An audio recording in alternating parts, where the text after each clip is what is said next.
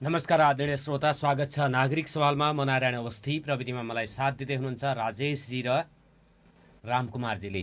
नागरिक सवालमा आज तपाईँहरूसँग फोन सम्पर्क गरेर तपाईँहरूका कुरा सुन्नेछु। 091-410-216 यहाँहरूको फोन कलको लागि खुला रहेको म जानकारी गराउन चाहन्छु। एमसिसी प्रतिनिधि सभाबाट अनुमोदन भएसँगै एमसिसीका विरुद्धमा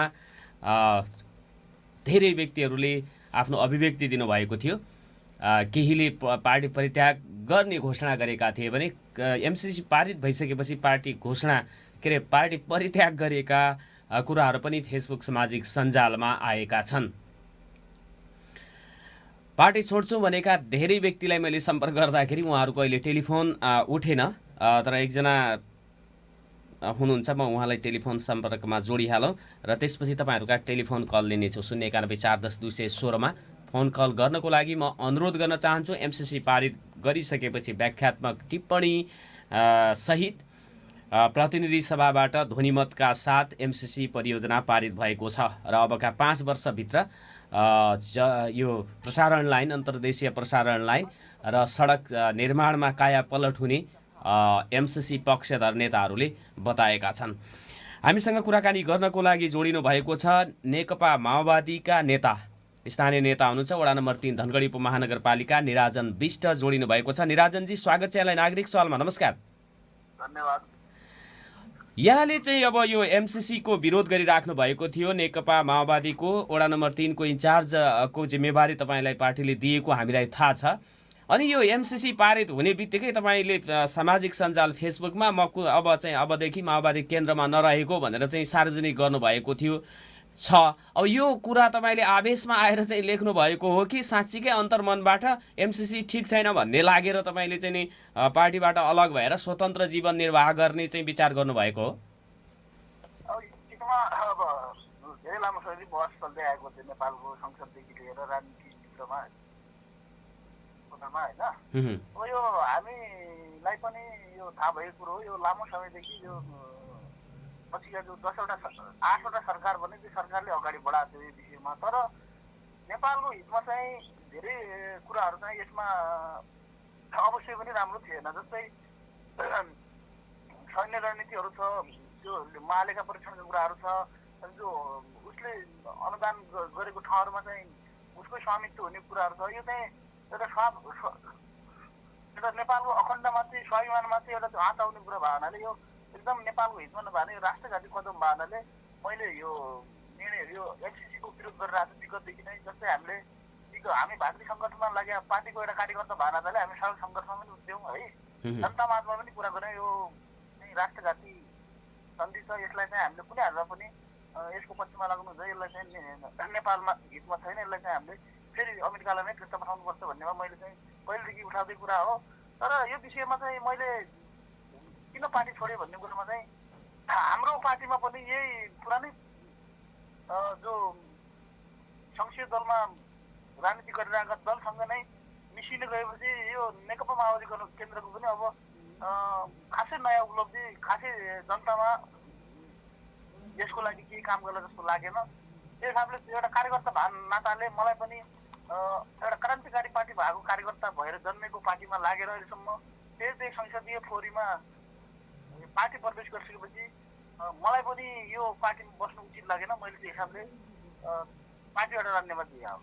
धेरैले अब छोड्छौँ यदि पारित भए भनेर लेखेका फेसबुकहरू, स्टेटसहरू डिलिट गरेको छ। तपाईँ पनि अब केही दिनपछि त्यो डिलिट गरेर अब साथीहरूले मनाएपछि यो निर्णय फिर्ता लिनुहुन्छ कि अडिकै रहनुहुन्छ? यस्तो छ, अब मैले आवेगमा आएर गरेको कुरो होइन, म सुझबुझ गरेको कुरा। अब राजनीति गर्नुपर्छ भन्ने छैन। हामीले समाजमा त स्वतन्त्र व्यक्ति भएर पनि समाज सेवा विकास गर्न सकिन्छ भन्ने उदाहरण धेरै आम जनताले दिएका छन्, आम नागरिकहरूले गरिरहेछन्। राजनीति पार्टीमा जोडिएर मात्र विकास गर्न सकिँदैन, स्वतन्त्र व्यक्ति भएर विकास गर्न सकिन्छ, आफ्नो व्यक्ति विकास गर्न सकिन्छ। त्यही हिसाबले मैले अब धेरै लामो मैले के भने 2063 सालदेखि चाहिँ यो पार्टीमा आबद्ध थिएँ। अब म तत्काललाई मेरो नेताहरू आए पनि, मलाई सम्झाउन आए पनि, बुझाउन आए पनि, मेरो मसँग पार्टीमा फर्किनुहोस्, पार्टीमा फेरि सक्रिय हुनु पऱ्यो आए पनि म चाहिँ लगभग यो कुनै पार्टीमा पनि आबद्ध नहुने, म स्वतन्त्र व्यक्ति भएर बस्ने इच्छा भयो मेरो। हामीसँग संवाद गर्नको लागि जोडिनुभयो, यसको लागि धन्यवाद छ यहाँलाई। हस्, धन्यवाद। नेकपा माओवादी केन्द्रका धेरै नेताहरूले नेकपा समाजवादीका पनि धेरै नेताहरूले एमसिसी पारित भएको खण्डमा पार्टी परित्याग गर्ने, साधारण सदस्य समेत नरहने भनेर फेसबुकमा लेख्नु भएको थियो। केही जनप्रतिनिधिहरू पनि हुनुहुन्थ्यो। उहाँहरू धेरैलाई मैले यो कार्यक्रम हुनुभन्दा अगाडि सम्पर्क गर्न खोजेँ, उहाँहरूले फोन उठाउन भएन, केहीलाई मैले गर्न पनि भ्याएन। तसर्थ 091-410-216 तपाईँहरूका फोन कल लिनेछु। एमसिसी पारित भइसकेको अवस्थामा अब यसलाई जसरी हिजो प्रतिनिधि सभामा एमसिसीको बाध्यात्मक व्याख्यात्मक टिप्पणी सहित पारित गरिएको छ, त्यो व्याख्यात्मक टिप्पणी सहित पारित भइसकेपछि त यदि त्यो राष्ट्रहित विपरीत हुने देखियो भने त्यसलाई तुरुन्तै खारेज गर्न सकिने अधिकार पनि नेपालसँग सुरक्षित छ भनेर नेताहरूले, सांसदहरूले चाहिँ भनेको, सरकारमा बसेका मन्त्रीहरूले भनेको अवस्था छ। यो व्याख्यात्मक टिप्पणी पछि पनि तपाईँहरूलाई एमसिसी राष्ट्रघाती नै लाग्छ भनेर मैले सोध्नेछु। हामीसँग कुराकानी गर्नको लागि क्याम्पस रोडबाट बलराम पाठक जोडिनु भएको छ। बलरामजी, स्वागत छ नागरिक सवालमा। नमस्कार। हजुर सर, नमस्कार सर। अब एमसिसी पारित भयो, यो व्याख्यात्मक टिप्पणी सहित पारित हुने बित्तिकै अब यो राष्ट्रघाती रहेन। यदि राष्ट्रघात हुने त्यस्तो चाहिँ अवस्था आयो भने नेपालले यसलाई अस्वीकृत गर्न सक्ने भनेर चाहिँ नेताहरूले बताएका छन्।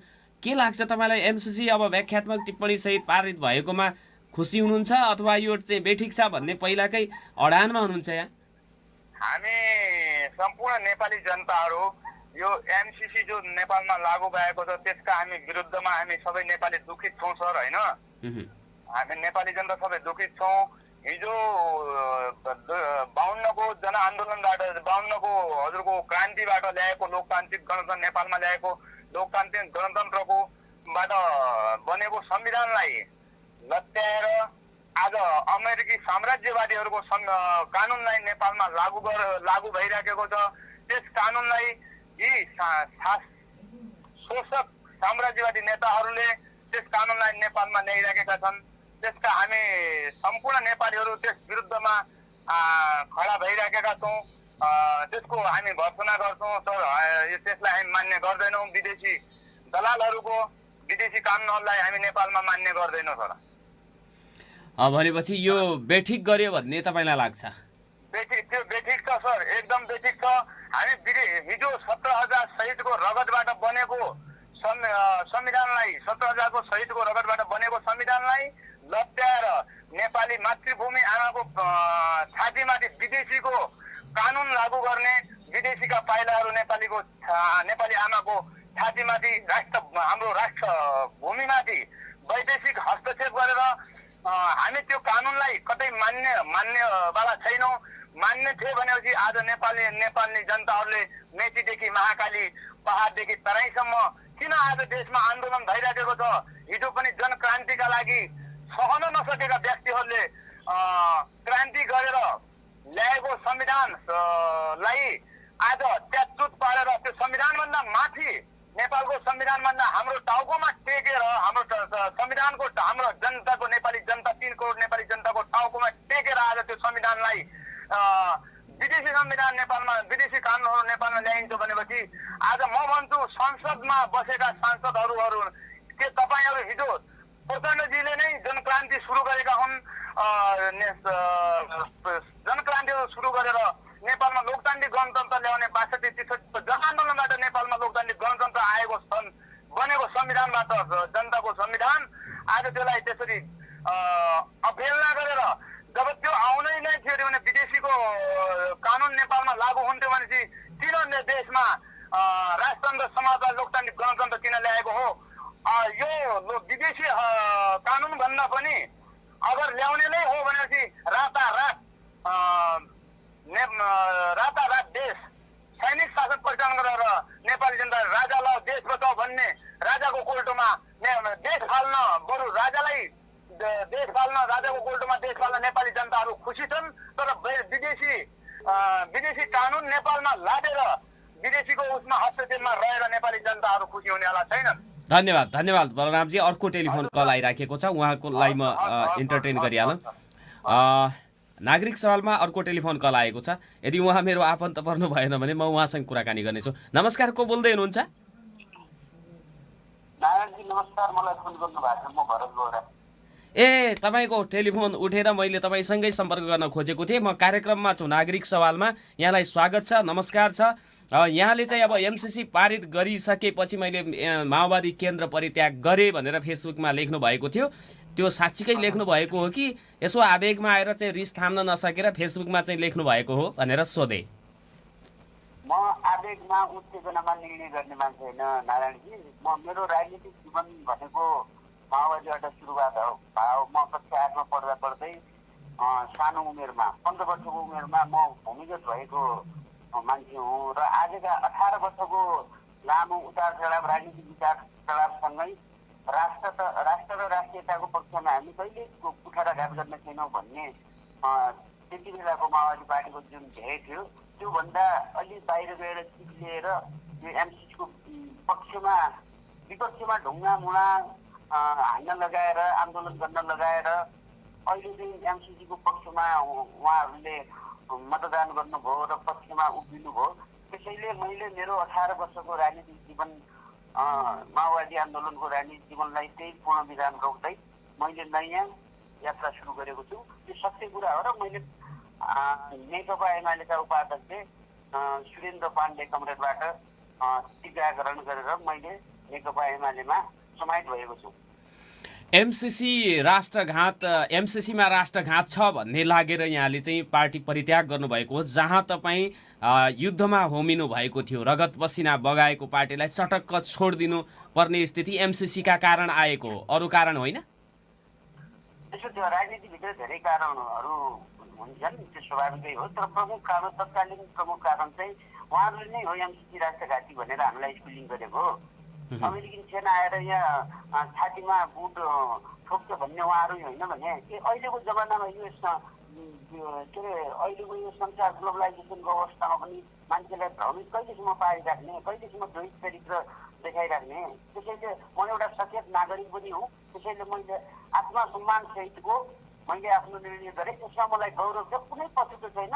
यो निरन्तर यो एउटा इतिहासको कालखण्डमा मेरो यो निर्णय के अरे एकदम जनता, देश र मेरो पक्षमा पनि छ भन्ने मैले एकदम विश्वास लिएर म एमाले प्रवेश गरेको हुँ नारायणजी। अनि तपाईँसँगै अन्य साथीहरू पनि यसरी चाहिँ परित्याग गर्ने लाइनमा हुनुहुन्छ कि एक्लै तपाईँले यो निर्णय गर्नुभएको?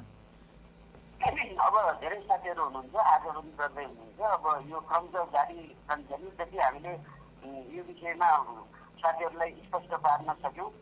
त्यति नै हामी उहाँहरू त्यहाँ छोड्ने, कोही स्वतन्त्र बस्ने, कोही अन्य पार्टीमा जाने, त्यो हुन सक्छ। हवस् भरतजी, हामीसँग जोडिएर कुराकानी गर्न समय दिनुभयो, यसको लागि धन्यवाद छ यहाँलाई। धन्यवाद नारायण। आदरणीय श्रोता, नेकपा माओवादी केन्द्रलाई परित्याग गरेर नेकपा एमाले प्रवेश गर्नुभएका डोटीका स्थानीय नेता भरतबहादुर बोहरा हुनुहुन्थ्यो। उहाँसँग मैले कुराकानी गरेँ। एमसिसीको कारणले गर्दाखेरि पार्टी परित्याग गर्ने लहर चल्ला जस्तो देखिएको छ र त्यसको अब फाइदा चाहिँ सबैभन्दा बढी नेकपा एमाले लिन सक्ने सम्भावना अहिलेलाई चाहिँ त्यो देखिएको छ। तर परिदृश्य भोलिका दिनहरूमा कसरी हुन्छ, फेरि चाहिँ भाष्य निर्माण गर्ने कुरामा नेताहरू निकै नै सिपालु हुन्छन्। जुन चाहिँ व्याख्यात्मक टिप्पणी छ, त्यो व्याख्यात्मक टिप्पणीलाई जसरी अब त्यसलाई व्याख्या, अझ थप व्याख्या नेताहरूको मुखारविन्दबाट भयो भने सायद पहरो चाहिँ रोकिन सक्ला पनि अथवा नसक्ला पनि, यो भोलिका दिनमा हामीले हेर्न पाउने नै छौँ। छोटो व्यापारिक विश्रामपछि तपाईँहरूका टेलिफोन कल लिनेछु 091-410-216 फोन गरिदिनु। पुनः स्वागत छ आदरणीय श्रोता, नागरिक सवालमा तपाईँहरूका टेलिफोन कल लिइराखेको छु। 091-410-216 फोन गर्नको लागि अनुरोध छ। एमसिसी 4 वर्ष अड्कियो र एकै दिनमा अनुमोदन भएको छ। अमेरिकी सहयोग सम्बन्धी परियोजना मिलेनियम च्यालेन्ज कम्प्याक्ट एमसिसी आइतबार व्याख्यात्मक घोषणासँगै प्रतिनिधि सभाबाट बहुमतले अनुमोदन भएको छ र नेपालको सम्झौतामा हस्ताक्षर गरेको 4 वर्ष 6 महिना र दर्ता भएको 2 वर्ष 8 महिनापछि प्रतिनिधि सभाले एमसिसी सम्झौतालाई हिजो अनुमोदन गरेको हो। सम्झौता हस्ताक्षर गर्दा 2074 भदौ 29 गते र अनुमोदन गर्दा 2078 फागुन 15 गते दुवै पटक प्रधानमन्त्रीमा शेरबहादुर देउवा छन् भने हस्ताक्षरकर्तामा त्यति बेला चाहिँ 74 भदौ 29 गते अर्थमन्त्रीमा ज्ञानेन्द्र बहादुर कार्की थिए भने प्रतिनिधि सभामा यो चाहिँ बाट पारित हुँदाखेरि अर्थमन्त्रीमा नेकपा माओवादीका जनार्दन शर्मा अर्थमन्त्री छन्। यो बीचमा अरू सरकारले पनि एमसिसीलाई अगाडि बढाउने भूमिका खेलेका थिए, तर राजनीतिक दलहरूका बीचमा जस्तो नेकपा एमाले नेकपाबाट प्रधानमन्त्री भएका केपी शर्मा ओलीले पनि यसलाई संसदमा टेबल ल्याउन खोजेका थिए, पारित गर्न खोजेका थिए, तर नेकपा भित्रको नेकपा माओवादी समूह र माधव कुमार नेपाल समूहको विरोधका कारणले गर्दाखेरि यो पारित हुन सकेको थिएन।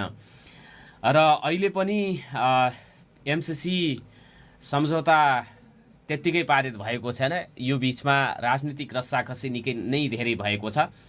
केपी शर्मा ओली नेतृत्वको सरकारले प्रतिनिधि सभाबाट अनुमोदन गर्न खोजेको प्रस्तावलाई अहिलेको सत्ता गठबन्धनले पारित गरेको छ र 2075 माघ 25 गते तत्कालीन अर्थमन्त्री युवराज खतिवड़ाले मन्त्री परिषदमा एमसिसी संसदबाट अनुमोदन गराउने प्रस्ताव लगेका थिए। सोही दिन मन्त्री परिषदले स्वीकृति प्रदान गरेको थियो।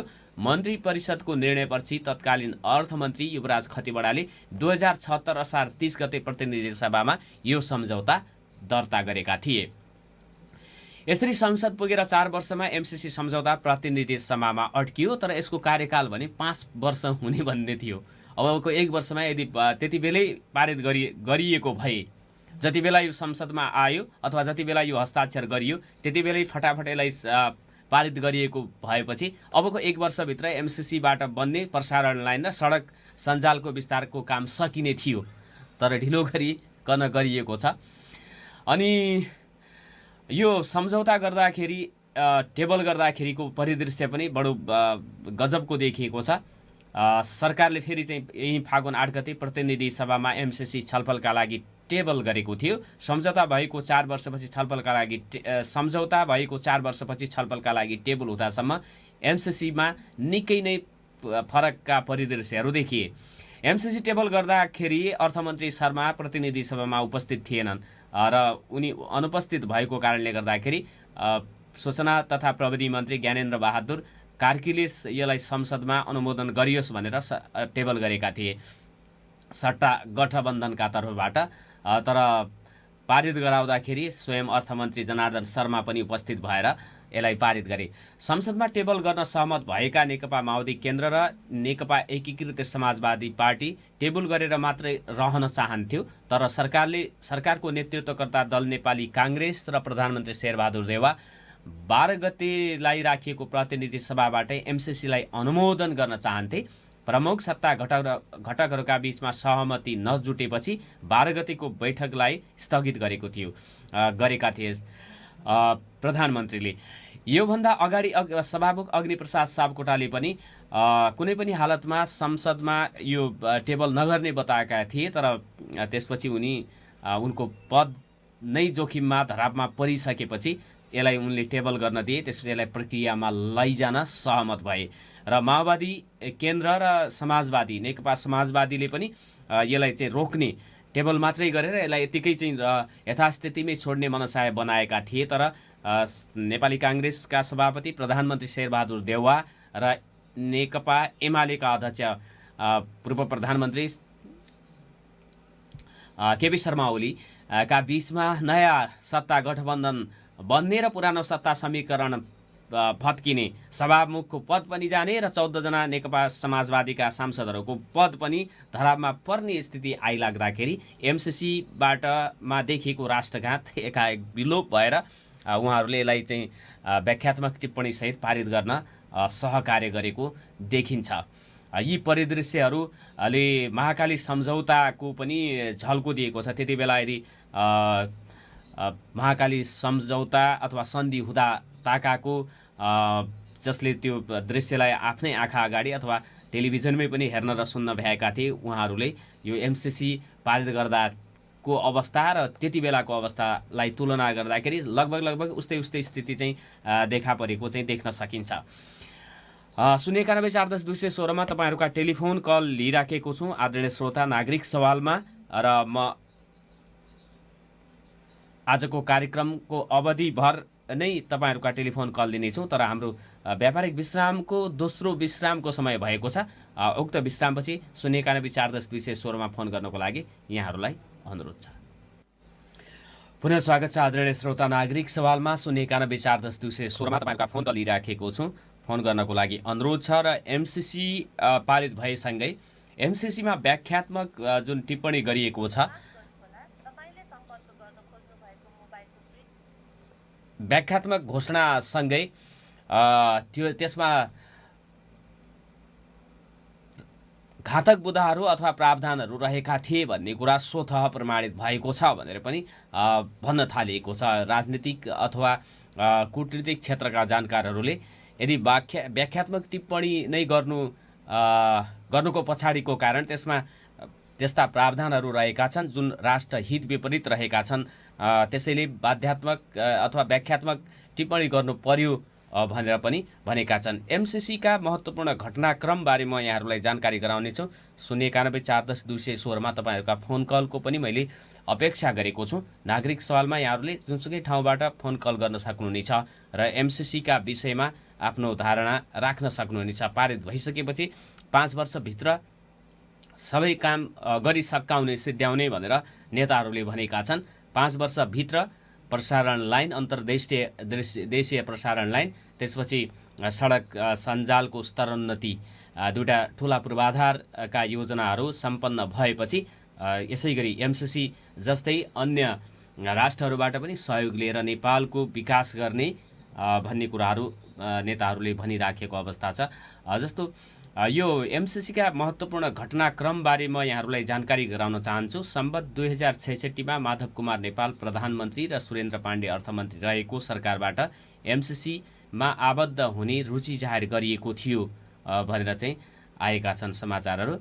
2067 मा झलनाथ खनाल प्रधानमन्त्री र भरतमोहन अधिकारी अर्थमन्त्री रहेको सरकारबाट औपचारिक पत्र मार्फत नेपालमा एमसिसी परियोजनामा इच्छुक रहेको जाहेरी गरिएको भनेर दोस्रो घटनाक्रम छ। 68 माघमा डाक्टर बाबुराम भट्टराई प्रधानमन्त्री र वर्षमान अर्थमन्त्री रहेका बेला नेपाल एमसिसी थ्रेसहोल्ड कार्यक्रममा छनौट भएको जानकारी प्राप्त र एमसिसीसँग समन्वय गर्न वैदेशिक सहायता समन्वय महाशाखाका प्रमुखलाई सम्पर्क अधिकृत नियुक्ति गर्ने निर्णय गरिएको रहेछ। आर्थिक वर्ष 2069-70 मा खिलराज रेग्मी मन्त्री परिषद अध्यक्ष र शङ्कर प्रसाद कोइराला अर्थमन्त्री रहेको सरकारद्वारा सम्भाव्यता अध्ययन गर्न नेपाली अर्थशास्त्रीको समूह गठन भएको रहेछ। 70-72 मा सुशील कोइराला प्रधानमन्त्री र डाक्टर राम शरण महत अर्थमन्त्री रहेको सरकारका बेला एमसिसीद्वारा नेपाल कम्प्याक्टका लागि छनौट गरेको जानकारी प्राप्त। पूर्व सचिव कृष्ण गेवालीलाई कम्प्याक्ट कार्यक्रम तयारीका लागि राष्ट्रिय संयोजक र तत्कालीन अर्थमन्त्रीको संयोजकतामा निर्देशक समिति गठन र सम्भावित आयोजनाबारे अध्ययन गर्नका लागि प्राविधिक अनुदान सहायता स्वीकार गर्ने सम्बन्धी सम्झौता भएको भनेर चाहिँ उल्लेख गरिएको छ। 72-73 मा केपी शर्मा ओली प्रधानमन्त्री र विष्णु प्रसाद पौडेल अर्थमन्त्री रहेको सरकारद्वारा कम्प्याक्टको मस्यौदा तयार गर्ने र सम्भावित आयोजनाबारे अध्ययन गर्न प्राविधिक अनुदान सहायता स्वीकार गर्ने सम्बन्धी सम्झौतामा हस्ताक्षर भएको देखिएको छ। मिलेनियम च्यालेन्ज कर्पोरेसनबाट कम्प्याक्ट कार्यक्रम तयारीका लागि करिब 1 अर्ब 13 करोड रुपियाँ बराबरको सहायता 10.75 मिलियन अमेरिकी डलर प्राप्त गर्ने सम्झौता भएको देखिन्छ। एमसिसीको सहयोगमा सञ्चालन हुने कम्प्याक्ट कार्यक्रम तयार गर्ने कार्यका लागि राष्ट्रिय संयोजकमा सूर्य प्रसाद आचार्यलाई नियुक्त गर्ने निर्णय गरिएको छ। यस्तै 2074 जेठ 18 गते पुष्पकमल दाहाल प्रचण्ड प्रधानमन्त्री र कृष्ण बहादुर महरा अर्थमन्त्री रहेको सरकारद्वारा एमसिसीबाट अनुदान सहायता प्राप्त गर्न वार्ता टोली गठन गर्ने निर्णय भएको छ। 74 मा शेरबहादुर देउवा प्रधानमन्त्री र ज्ञानेन्द्र बहादुर कार्की अर्थमन्त्री रहेका बेला सहायता स्वीकार गर्ने निर्णय सम्झौतामा हस्ताक्षर गर्न तत्कालीन अर्थमन्त्री समेतको टोलीलाई अख्तियारी दिइएको छ। 74 साउन 10 गते एमसिसी सम्झौता स्वीकृत भएको छ। 74 भदौ 29 गते तत्कालीन अर्थमन्त्री ज्ञानेन्द्र बहादुर कार्की र एमसिसीका प्रमुख कार्यकारी अधिकृत जोनाथन जी नासबीच सम्झौता पत्रमा हस्ताक्षर भएको छ। 2075 माघ 25 गते केपी शर्मा ओली प्रधानमन्त्री र डाक्टर युवराज खतिवडा अर्थमन्त्री रहेको मन्त्री परिषद बैठकबाट एमसिसी सम्झौता अनुमोदनका लागि संसदमा पेश गर्ने निर्णय भएको देखिएको छ। 2076 असार 30 गते केपी शर्मा ओली प्रधानमन्त्री र डाक्टर युवराज खतिवडा अर्थमन्त्री रहेको सरकारका तर्फबाट अर्थमन्त्री खतिवडाद्वारा सम्झौता अनुमोदनका लागि संसदमा दर्ता भएको छ। 2078 असोज 13 गते प्रधानमन्त्री शेरबहादुर देउवा र नेकपा माओवादी केन्द्रका अध्यक्ष पुष्पकमल दाहाल प्रचण्डद्वारा 2078 फागुन 16 गतेसम्म संसदीय अनुमोदन गर्ने पत्र एमसिसीलाई पठाइएको छ। 2078 फागुन 8 गते सञ्चार तथा सूचना प्रविधि मन्त्री ज्ञानेन्द्र बहादुर कार्कीले अर्थमन्त्री जनार्दन शर्माका तर्फबाट प्रतिनिधि सभाको बैठकमा एमसिसी कम्प्याक्ट सम्झौता निर्णयार्थ प्रस्ताव पेश गरेका छन्। 2078 फागुन 15 गते अर्थमन्त्री जनार्दन शर्माद्वारा प्रस्तुत व्याख्यात्मक घोषणासहितको एमसिसी सम्झौता प्रतिनिधि सभाबाट अनुमोदन भएको छ। यसरी 4 वर्ष 6 महिना लागेको छ। त्योभन्दा प्रक्रिया त्योभन्दा अलि अगाडिबाट सुरु भएको छ, तर सम्झौतामा हस्ताक्षर भएको मितिबाट 4 वर्ष झन्डै 6 महिनापछि नेपालको प्रतिनिधि सभाबाट एमसिसी सम्बन्धीको सम्झौता व्याख्यात्मक टिप्पणीसहित अनुमोदन भएको छ। एमसिसीको घटनाक्रम सुरु 74 साउन 10 74 2066 सालदेखि सुरु भएको थियो र 2066 सालमा प्रधानमन्त्री माधव कुमार नेपाल र अर्थमन्त्रीमा सुरेन्द्र पाण्डे हुनुहुन्थ्यो। नेकपा एमालेमा हुनुहुन्थ्यो दुवैजना त्यति बेला। अहिले भने माधव कुमार नेपालले समाजवादी पार्टी गठन गर्नुभएको छ। 091 410 216 मा तपाईँहरूका फोन कलको मैले प्रतीक्षा गरिराखेको छु। यहाँहरूका फोन कल यहाँहरूले गर्न सक्नुहुनेछ। 091 410 216 हाम्रो स्टुडियोको टेलिफोन नम्बर रहेको छ भनेर म जानकारी गराउन चाहन्छु। यसैगरी नेपाली काङ्ग्रेसको अधिवेशनको मतदान सकिएको छ, तर मतगणना सुरु भएको छैन कैलालीमा। नेपाली काङ्ग्रेस कैलालीको अधिवेशन अन्तर्गत मतदान सम्पन्न भएको छ। आइतबार जिल्ला नेतृत्व चयनका लागि भएको मतदानमा 2576 प्रतिनिधिमध्ये 2485 मत खसेको छ। निर्वाचन अधिकृत टेक प्रसाद सुवेदीले हिजै रातिदेखि मतगणना सुरु गर्न छलफल भइरहेको बताए पनि अहिलेसम्म मतगणना कार्य चाहिँ सुरु भएको छैन। संस्थापन पक्षबाट 2 र इतर पक्षबाट 1 प्यानल सहित 3 वटा प्यानल चुनावी मैदानमा रहेका छन्। संस्थापन पक्षका नारायण दत्त भट्ट र प्रकाश बहादुर बम तथा इतर पक्षबाट रामबहादुर कलिलको सभापतिमा उम्मेदवारी रहेको छ। भट्टको प्यानलबाट उपसभापतिमा भीम बडुवाल र रामप्रसाद चौधरी, सचिवमा केशव मिश्र र अमृत विसी, सहसचिवमा राम समज राणा र कलेशु चौधरी उम्मेदवार छन्। यस्तै बम प्यानलबाट उपसभापतिमा खेमराज चौधरी, तेजशङ्कर भट्ट, सचिवमा निरप सुनार, थर्क शाह र सहसचिवमा कृष्ण पाण्डे र राजेन्द्र खड्काको उम्मेदवारी रहेको छ। टेलिफोन आएको छ, एकजना श्रोता हामीसँग जोडिनु भएको छ। यहाँलाई नागरिक सवालमा हार्दिक स्वागत छ। नमस्कार। हजुर नमस्कार सर, म हरिशवर चिन्तन बोलेको सर। हजुर स्वागत छ यहाँलाई नागरिक सवालमा। अब चाहिँ के भन्न चाहनुहुन्छ नागरिक सवालबाट यहाँले? बासुकुर सर, अब हिजो जो भनौँ मिनिमम च्यालेन्ज कार्पोरेसनको जो अब संसदमा अनुमोदन भएर पास भइयो, यसप्रति केही आफ्ना जिज्ञासा र केही जाने बुझेका कुराहरू चाहिँ र यसबारेमा चाहिँ के जानकारी गरौँ भनेर म यहाँलाई कस्तो लागेको छ त्यसपछि? बासुकुर सर, अब यो एउटा जो अहिलेको मिनिमम च्यालेन्ज कार्पोरेसन जो अब संसदमा अनुमोदन भयो र जो हजुरले पनि बताउनु भएको छ र हामीले हिजो पनि सुन्यौँ र 2066 सालबाट नेपालको प्रधानमन्त्रीदेखि लिएर अहिलेको प्रधानमन्त्रीसम्मका जो के अरे इन्टरप्रेसिभको बारेमा चाहिँ कुरो भइरहेको छ यो एमसिसीको बारेमा। तर नेपालको बारेमा भन्ने हो भने जति अमेरिकनले गरेको योगदानप्रति नेपाल जनताले बुझेकै छ, तर यस प्रकार सबैलाई थाहै छ र राज्यलाई पनि यो बारेमा थाहा छ। तर इन्डो पेसिफिकको लागि हिजोको हाम्रो झलनाजीको भनाइअनुसार सोधेको थिएँ, उहाँकै जति राजनीतिक देशमा चाहिँ प्रधानमन्त्रीको पालामा चाहिँ इन्डो के अरे यो एमसिसीको बारेमा चाहिँ कुरो उठेको छ।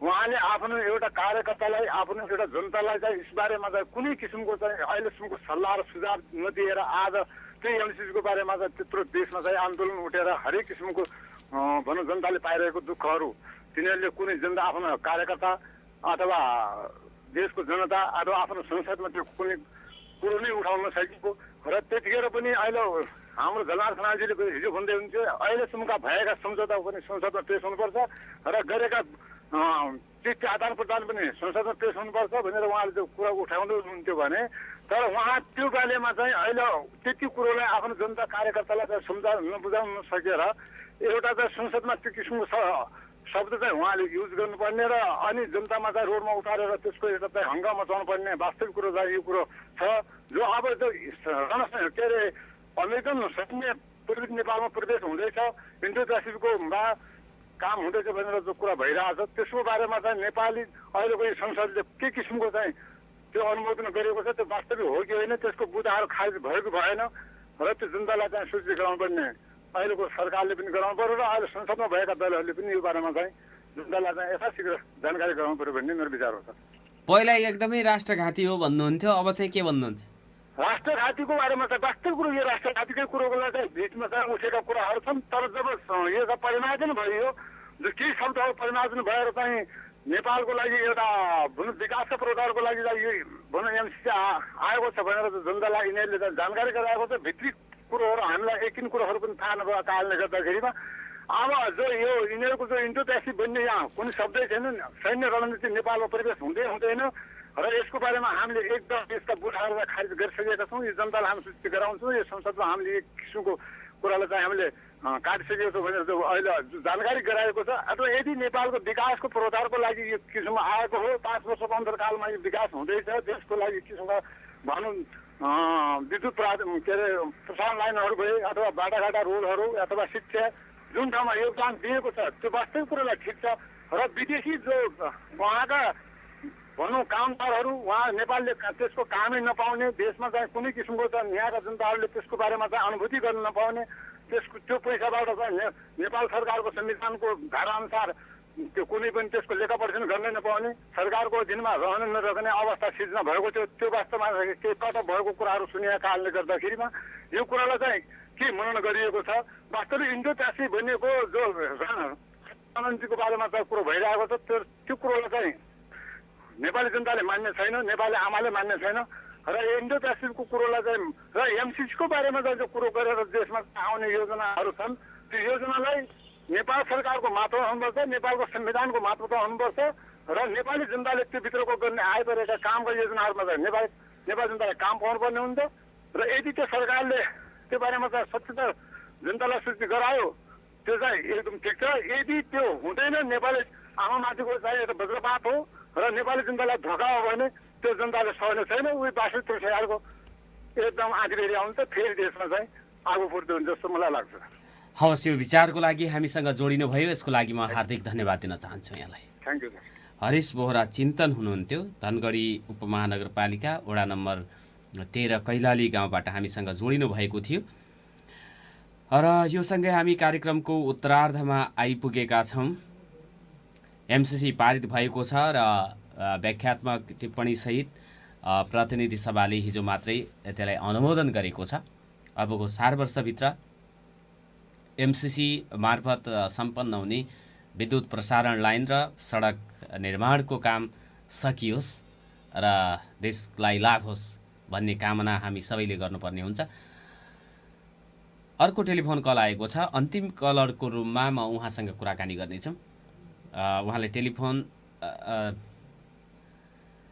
उहाँलाई भित्र जोड्दै हुनुहुन्छ हाम्रो रामकुमारजीले। स्वागत छ यहाँलाई नागरिक सवालमा। नमस्कार, को बोल्दै हुनुहुन्छ? नारायणजी, म केपी चौधरी बोले। नमस्ते। हजुर केपीजी, स्वागत छ। नमस्ते। अब एमसिसी पारित भएको छ, के भन्नुहुन्छ यहाँले? अब यो मरेको मलामी जिउँदाको जन्ती भन्छ नि हाम्रो नेपाली संस्कारमा, यो संस्कारसँग चाहिँ यो मेल खान्छ। अब म त अब सुरुदेखि कैयौँ पटक तपाईँहरूसँग चाहिँ यसो चाहिँ अब समय पाएको बेला तपाईँहरूले ठाउँ दिएको बेला चाहिँ यसो भनिराखेकै थिएँ। यो देशको सबभन्दा मुख्य कुरो चाहिँ के हो भन्नुहुन्छ भने घातक सबै छ तर सबभन्दा बढी घातक भनेको यो देशको काङ्ग्रेस र एमाले हो। आज तपाईँको यो जुन एमसिसी पास जुन भयो, हिजो नाराबाजी भइरहेको थियो, तपाईँ पनि समाचार हेरेर बस्नुभएको थियो होला। एकपटक पनि नेकपा एमाले एमसिसी पास गर्नु पाइँदैनन् भनेर नारा लगाएको सुन्नुभयो? सभामुखलाई कारबाही गर अनि यो के अरे एकीकृत समाजवादीलाई कारबाही गर, हाम्रो माग पुरा गर भनेर नारा लागेको थियो हो। तपाईँ हामीले हेरेको कुरोमा तर एमसिसीको विषयमा एकपटक पनि बोलेको छैन। एमसिसी पास गर्न पाइँदैन भनेर यो यी कुराहरू मैले समयमा अब छोटो समय भएको हुनाले मैले समय त अब तपाईँसँग अन्तिम पनि होला। त्यसले गर्दा मैले भन्नु खोजेको के भनेपछि नेकपा एमाले जुन तपाईँको दाउमा बसिरहेको थियो आफ्नो तपाईँको राजनीति के अरे लाइन क्लियर नपारेको हुनाले आज त यो संविधान यो तपाईँको यो के अरे एमसिसी भन्ने चिज त हिजो अनुमोदन लगभग भयो भनेर अब यसलाई हामीले स्वीकारौँ। अब चिन्ताको साथ र दुःखको साथ भन्नु परेपछि जुन यो 12वटा बुँदा जुन राखेको छ त्यसलाई के भन्नुहुन्छ यो के अरे सरकारले राखेको व्याख्यात्मक टिप्पणी भनेको छ होइन, त्यो सरकारको एउटा सहमति अनुसार चाहिँ 12 बुँदी आएको छ। यसलाई कार्यान्वयन र आत्मसात समुद्र पारीको कुलदेवताले गर्यो भनेपछि यसलाई चाहिँ ठिक हो भनेर बुझ्नु पर्यो। उसले यसलाई टेर पुच्छर लगाएन र यसलाई वास्ता गरेर भनेपछि महाकाली, कोशी, गण्डकी, सुस्ता लगायतका जति मुलुकमा त्यो घाटहरू भएको छ, जुट विकास मिलदेखि लिएर चुरोट फ्याक्ट्रीहरू जसरी सिद्धिएको छ, अन्तिममा आएर तपाईँको यसलाई पनि हालत बेहाल हुन्छ भन्ने कुरो ढिलो होला। मान्छेले मदिरा खाँदा पनि खाँदै खाँदै कहाँ नसा लाग्छ र यो के अरे तपाईँको नारायणजी खाएपछि 2-3 घन्टापछि नसा लाग्ने त हो। त्यसले गर्दा यो सम्झौता भएपछि तपाईँको अहिले तुरुन्तै तत्कालै कहाँ देखिने चिज हो र यसको असर त तपाईँको सबभन्दा पछि आउने हो। र यसको सबभन्दा मतियार भनेको नि तपाईँको डाक्टर बाबुराम भट्टराई र देउबाजी। यसको चाहिँ व्यक्तिगत रूपमा र राजनीतिक रूपमा भन्ने हो भनेपछि यो डाक्टर बाबुराम भट्टराई र शेरबहादुर देउवा अथवा नेपाली काङ्ग्रेस र अहिले अब विभिन्न ठाउँमा यो डाक्टर बाबुराम भट्टराई अहिले घुमिराख्नु भएको छ नि। डाक्टर बाबुराम भट्टराईलाई यही मसालमा इतिहास साँच्ची छ। 4वटा विषयमा पिएचडी गराएको जर्मन पठाएर यो 4वटा विषयमा तपाईँको पिएचडी गराएको व्यक्तिको यो तपाईँको गतिविधि त यो देशको यस्तो रहेछ हेर्नुहोस्। यो डाक्टर बाबुराम भट्टराईमाथि ठुलो आशा मान्छेले राम्रो मान्छेले भरोसा गरेको थियो। तर डाक्टर बाबुराम भट्टराई जस्तो नलायक मान्छे नेकपा एमालेका केही चतुर मान्छेहरूले गर्दा कहिले महाकाली कहिले यो के अरे तपाईँको कोशी, आज कोशीको भूमि हाम्रो छ, पानी हाम्रो छ, सबै कुरो तपाईँ हामीलाई थाहै छ। सुरक्षाकर्मीहरू बाँडेको छ। तपाईँ एमालेलाई मात्रै गाली गर्नुहुन्छ?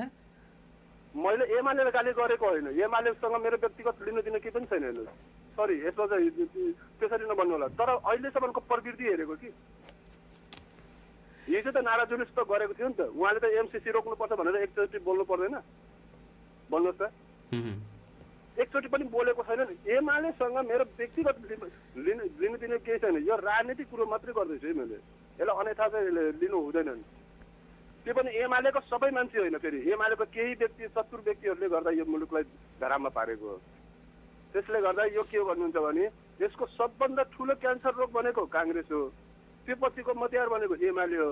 अब त्यो सँगसँगै अरू पनि जति अहिले आएको छ यी सबै चाहिँ अब लाइनमा परिसकेको छ। यिनै कुराहरू भएको हुनाले अब नारायणजी अब फेरि अब आशा गरौँ अब यो 4-5 वर्ष पर्ख्यौँ तपाईँ हामी यसको रिजल्टहरू अब के आउँछ। उनको यो 12 बुँदेको जुन यो के अरे व्याख्यासहितको तपाईँको जुन प्रतिवेदन तयार गरेछ त्यो समुद्र पारीको देउताले स्वीकार्छ कि स्वीकार्दैनन्, मान्छ कि मान्दैनन् भन्ने कुरोमा चाहिँ अब रहेको छ। त्यसले गर्दा अब मलाई लाग्छ यो मुलुक यो सबैको एउटा चाहिँ तपाईँको गरी खाने ठाउँ बनिसकेको छ। हिजो राजा महाराजा खायो भनेर यिनै कमल थापा रापरवाहरू भन्थ्यो, आज तिनीहरू कहीँ तपाईँको देखिन्न। त्यसले गर्दा अब यो खै ठिकै छ। यसलाई चाहिँ अब सबैलाई छिटै मलाई त कहिलेकाहीँ के लाग्छ भनेपछि नि नारायण सर एउटा यो प्रत्येक नेपालीको घरमा यो पैसा छाप्ने मिसिन हुनुपर्ने हो कि। पैसा छाप्ने मिसिन भएपछि यिनीहरूलाई समस्या हल भइहाल्छ, देश पनि बेच्दैनन्। हस्, कुराकानी गर्न हामीसँग जोडिनु भयो यसको लागि धन्यवाद छ यहाँलाई। आदरणीय श्रोता केबी चौधरी हुनुहुन्थ्यो। उहाँसँगको कुराकानीसँगै हाम्रो निर्धारित समय सकिएको छ र कैलालीको अत्तरीमा बन्दकर्ताद्वारा टायर बालेर प्रदर्शन गरिएको समाचार प्रकाशित भएको छ। एमसिसी पास गरेको विरोधमा 6 कम्युनिस्ट पार्टी र 2वटा मोर्चाले आज नेपाल बन्दको घोषणा गरेका छन्। बन्दकै क्रममा सोमबार बिहानै कैलालीको अतरिया चोकमा बन्दकर्ताले सवारी साधन रोकेर टायर जलाएका छन्। नेपाल कम्युनिस्ट पार्टीको केन्द्रीय कार्यालय काठमाडौँमा बसेको बैठकले एमसिसी विरोध स्वरूप आज एक दिनका लागि नेपाल बन्द गर्ने निर्णय गरेको थियो। अखिल क्रान्तिकारी सुदूरपश्चिम प्रदेश संयोजक पुष्कर जोशीका अनुसार आज सवारी साधन सञ्चालनमा रोक लगाइएको छ। यो चाहिँ बन्दको भर्खरैको समाचारलाई यहाँहरूलाई सुनाएर आजको नागरिक सवालबाट बिदा माग्छु। नमस्कार, शुभ दिन।